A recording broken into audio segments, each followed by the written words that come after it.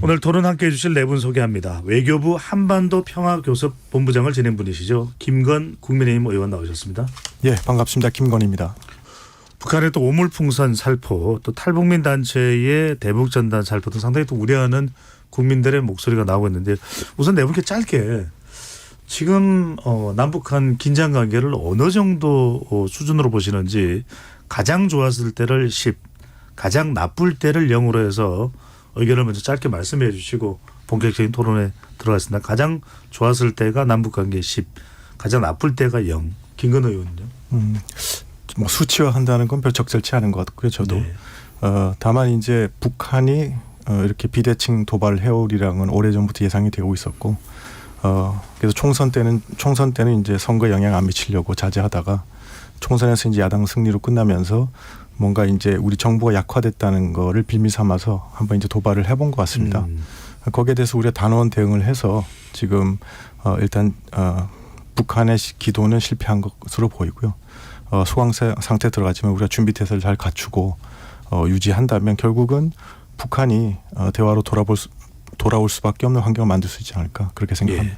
예, 김건 의원께 또 하나 여쭤보면, 우리 정부는 이번 북한의 오물풍선에 대해서 바로 대북확성기로 제재에 나섰습니다. 좀 필요한 조치였다고 보시는지요? 적절하고 필요한 조치였다고 생각합니다. 왜냐하면 그 오물풍선을 보내는 거에서 어떤 적절한 대응이 뭐라고 생각하냐면 북한을 움직일 수 있는 그런 대응이어야 됐다고 생각하고, 확성기 방송이 아마 가장 중요한 수단이 아니었을까 생각합니다. 그래서 예.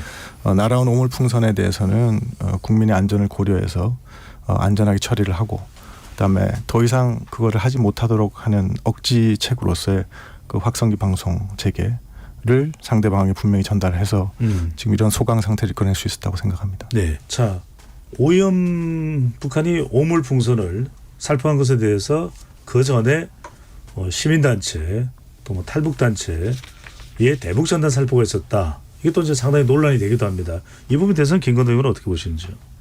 저는 지금 홍현익 박사님 말씀하신 거하고 정반대로 생각하는데, 예.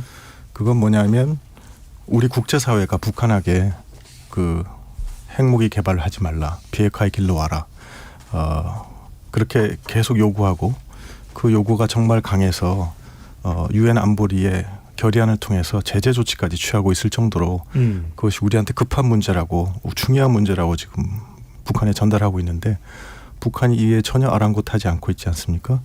근데 아랑곳하지 않을 뿐만 아니라 지금은 핵무력 정책법을 제정해서 전술 핵무기로 우리한테 선제 타격을 하겠다고 위협하고 있는 상황이니까, 똑같은 로직이라 그러면 우리는 그렇게 우리가 중요시 여기는 거에 대해서 북한은 전혀 아랑곳하지 않고 우리를 위협하는데, 우리는 북한이 위협하면 그걸 들어야 된다는 로직이 저는 어떻게 성립되는지 잘 모르겠고요. 그다음에 우리가 민주주의라고 얘기하셨는데 그게 전 요점이라고 생각합니다. 우리는 민주사회거든요. 네. 민주사회는 표현의 자유가 있고, 우리가 이 대북전단법에 대해서 우리 헌법재판소가 지금 위헌 판결을 한 거지 않습니까? 그러면 우리는 민주사회이기 때문에 그 위헌 판결을 존중해야 되고, 그래서 그렇게 할 수밖에 없다는 걸 북한에 보여주는 것이 우리가 민주주의 사회로서 당연히 해야 될 일이라고 생각합니다. 네. 짧게 제가 김건 의원께 한 가지만 확인하고 네. 김병조 의원께 가겠습니다. 자, 일단 오물풍선이 이 살포돼서 뭐 차량 위에도 떨어지고 뭐 지붕 위에도 떨어지고 상당히 피해를 받아서 국민의힘에서는 북한의 손해배상 소송 제기를 검토하겠다고 했는데, 실제 하는 것인지, 또 실제로 이게 보상을 북한으로부터 받을 수 있는 것인지, 아니면 피해를 어쨌거나 간에 우리 국민들이 입었기 때문에 이걸 우리 정부에서라도 어떻게 보상을 받을 수 있습니까? 어떻습니까? 지금 현재는 이제 지자체에서 이번 건에 대해서는 조치를 하려고 지금 하고 있고요. 장기적으로 봤을 때는 이제 민방위법 개정을 통해서 이 문제가 이제 정부가 보상이 가능하도록 지금 하는 입법안을 우리 이만희 의원께서 내셨고 저도 공동 발의를 했습니다. 그래서 네. 그런 방식으로 처리를 하려고 생각하고 있습니다. 아직까지 지금 현행법으로 바로 보상을 받을 수는 없는 거네요. 네, 바로 보상. 근데 그렇지만 이번엔 특별히 지자체에서 조치를 하는 걸로 되어 있습니다. 알겠습니다. 김건희 의원 말씀하시죠. 네. 예, 김병주 의원께서 왜 쏘지 않았느냐 이런 말씀을 하시고 그럴 때 저는 상당히 이건 좋은 메시지라고 생각했습니다. 왜냐하면 이게 사실 우리 정부가 취한 것보다 훨씬 강경한 메시지거든요. 그래서 우리 야당에서 넘어오는 풍선에 대해서 이걸 쏴버려야 된다. 이런 건 한 건 북한한테는 충격일 겁니다. 그래서 우리가 이렇게 단호한 메시지를 여야가 같이 함께 보낸다 그러면 아마 김정은, 김여정 남매가 하려는 많은 행동이 억지되지 않을까 그렇게 생각이 들었습니다.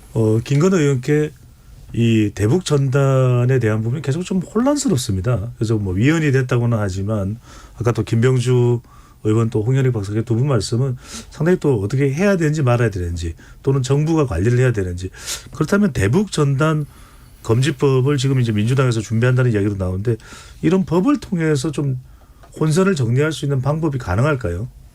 일단은 지금 위헌 결정이 났기 때문에 기존의 법에 대한 개정 문제가 이제 우선돼야 될 것 같고요.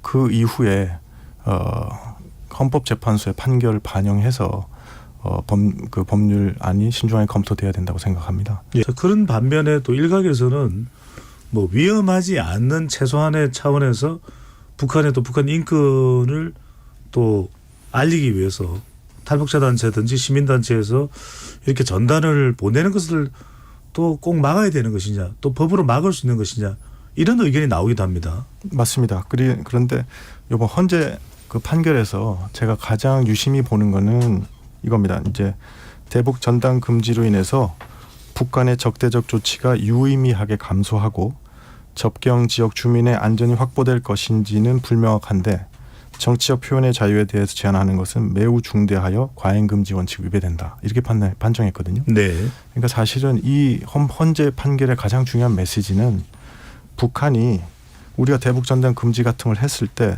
적대적 조치가 이제 감소하고 접경적 주민의 안전이 보장된다는 네. 확신을 주는 것이 중요합니다. 그래서 이를 여기에 착안해서 북한이 행동을 해야 됩니다. 앞서 일부에서 미처 발언을 못 하셨는데 김건희 의원 발언부터 듣고 다음 주제로 넘어가겠습니다. 네, 홍 박사님 말씀하신 것 관련해서 저도 뭐 실무부터 시작해서 한 30년 동안 북핵 문제를 다룬 사람으로서 저희가 북핵 문제에 대한 정확한 인식을 가질 필요가 있습니다. 북핵 문제 인식이란 뭐냐면 그 NPT 체제에 의해서 북한은 핵무기를 보유할 수 없는 국가입니다. 네. 그래서 핵확산 방지 협정을 말씀하시는 거죠? 맞습니다. 네. 예. 그래서 핵무기를 가진다는 것 자체가 북한에게는 금지된 행위고 북한이 핵무기를 포기한다는 건 당연한 겁니다. 그래서 북한이 핵무기를 포기하는 걸 순조롭게 하기 위해서 항상 저희가 협상을 해서 많은 경제 지원이라든가 담대한 구상에서는 뭐 경제적 지원뿐만 아니라 정치적 상응 조치, 군사적 상응 조치까지 지금 다 상정을 하고 있지 않습니까?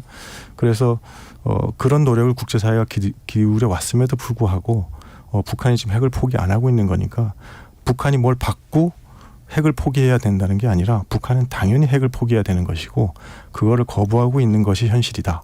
네. 그런 인식에서 출발해야 된다고 생각합니다. 알겠습니다. 이 논의는 여기까지로 하고 네 다음으로 넘어가겠습니다. 혹시 나중에 좀 시간이 남으면 추가로 제가 기회를 드리겠습니다. 자, 왜냐하면 오늘 우리가 주제를 다루는 건 주로 오물풍선과 이제 9.19 군사합의와 관련된 부분이고요. 김 의원님, 북한의 오물풍선에 대해서 우리 정부의 상응 조치는 대북 확성기 재개도 있고 또 9.19 남북 군사합의 전체 효력 정지라고 합니다. 이거는 어떻게 해석을 해야 됩니까? 뭐 폐기가 아니고 파기가 아니고 정지라는 의미가 어떤 것을 담고 있다고 봐야 될까요? 의원님? 9.19 군사 합의가 우리 안전판이 되기 위해서는 합의가 준수되어야 합니다. 그런데 합의가 전혀 준수되지 않는 것이 어떻게 우리의 안전판이 될 수가 있겠습니까? 근데 그래서 지금 우리가 전면 효력 정지로 갈 수밖에 없었던 거고요. 전면 효력 정지로 갔던 거는 우리 남북관계 발전에 관한 법률에서 규정하고 있는 바가 그거기 때문인데 또 의미는 정지라고 했기 때문에 북한이 남북 신뢰를 회복하고 다시 군사합의에 복귀할 수 있는 기회를 남겨놓은 것입니다. 그래서 북한이 지금이라도 이렇게 대결적인 자세로 나올 것이 아니라 우리가 지금 계속해서 대화를 제안하고 있습니다. 이 대화에 호응이 나와서 뭔가 이 상황을 좀 더 진정시키고 남북 간의 어떤 공정 공영하는 방향으로 할 수 있도록 해야 된다고 생각합니다. 알겠습니다. 자, 지금 중요한 소식이 하나 들어가 있는 것이 푸틴 러시아 대통령이 북한을 방문할 것이다라는 보도가 나오고 있는데 어떤 의미로 해석을 해야 될까요? 북한과 러시아 사이에 군사적 긴밀한 관계로 인해서 한반도의 지정학적 리스크가 더 높아질 걸로 봐야 될까요? 어떤 의미로 봐야 될까요? 러시아가 이제 우크라이나 전쟁을 지금 하고 있는 상황이기 때문에 지금 북한의 도움이 절실히 필요한 상황이었고 거기에 응해서 이제 북한이 포탄부터 시작해서 미사일까지 지원을 했습니다. 네. 그래서 이제 그런 관계 속에서 러시아하고 북한이 이제 밀접한 관계를 가질 수밖에 없는 상황이죠. 그럼에도 불구하고 지난 6월 6일 날 이제 푸틴 대통령이 직접 입으로 우크라이나에 직접 무기를 한국이 제공하지 않는 것을 평가한다 이런 얘기를 한 것은 뭐냐면 러시아 북한 관계가 아무리 발전하더라도 예. 거기에 대해서 한러 관계를 신경 쓰고 있다는 신호를 보낸 거거든요. 그래서 이제 그런 거에 저희가 착안해서 지금 러북 관계가 이제 강화되고 발전된다고 해서 러시아가 러시아의 이익을 해치는 행위를 할 리는 없다고 저는 생각합니다. 네. 그래서 우리도 한러 관계를 그런 차원에서 좀 긴 호흡으로 계속 관리해 나가야 된다고 생각합니다. 네. 미국에서는 또 한반도 전술핵 재배치 이야기도 거론되고 있어서 한미일 또 북중러가 서로 또 양극단으로 강화되는 것 아니냐라는 지적도 나와 있는데 상당히 또 우리가 남북관계 중요합니다. 시간이 많지 않아서 50초씩 드리겠습니다. 끝으로 이 남북관계를 좀 최대한 그래도 좀 완화시킬 수 있는 또 회복시킬 수 있는 방안이 뭐가 될지 김건대 의원께서는요. 북한 문제를 오래 다룬 입장에서 보면 북한 문제는 좀 긴 호흡이 필요하다고 생각합니다. 그래서 북한이 이제 우리를 어떻게 이렇게 위협해보고 저렇게 도발해보고 해도 제가 흔들리지 않고 우리가 취하는 정책이라는 게 기본적으로 억지, 단념, 대화의 세 축입니다. 이걸 꾸준히 해나간다면 결국은 이게 통하지 않는다는 것을 깨닫고 북한이 대화의 길로 다시 돌아오리라고 믿습니다.